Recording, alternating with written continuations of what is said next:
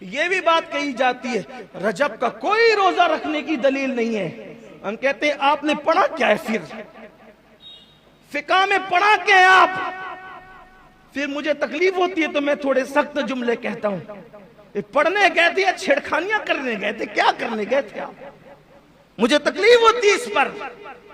रजब में कोई रोजा रखना साबित नहीं है। अरे नादान, वमा खलक़तुल जिन्ना वल इंसा इल्ला लियअबुदून का मतलब क्या है? जब कह दिया कि ये इबादत नफिल है, नफिल, तो नफिल के लिए किसी सबूत की जरूरत ही नहीं है, क्योंकि जो नफल है वो इबादत है और इंसान तो पैदा ही इबादत के लिए हुआ है। जिस दिन चाहे रोजा रख लो, जिस दिन चाहे इबादत कर लो, जिस दिन चाहे नवाफिल पढ़ लो, इसके लिए सबूत की क्या जरूरत है?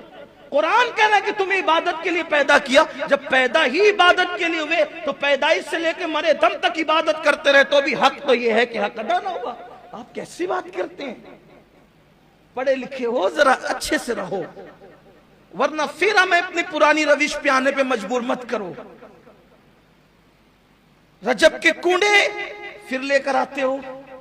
22 को नहीं कर सकते, 22 को नहीं कर सकते, ठीक है भाई, हम 22 को करते हैं, तुम कब कर सकते हो? चलो तुम करो।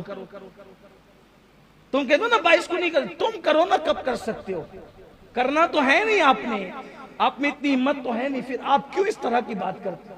ये हमारी अपनी तबीयत है, चाहे 22 को करे चाहे तभी करे। अरे नहीं नहीं, वो जरा वो करते हैं, वो करते हैं तो उनके यहाँ फातिहा नहीं होती, हमारे यहाँ फातिहा होती है। उनके यहाँ सहाबा को गालियां दिया जाता है, हमारे यहाँ फातिहा में अहले बैत के नाम के साथ सहाबा के नाम भी पढ़े जाते हैं। इसलिए इस तरह की बात ना करो, जो करता है करने दो, क्यों लड़ाई झगड़े की बात करते? पूरी उम्मत कोरोना की महामारी में पड़ी हुई है, इन्हें यही पड़ी हुई है।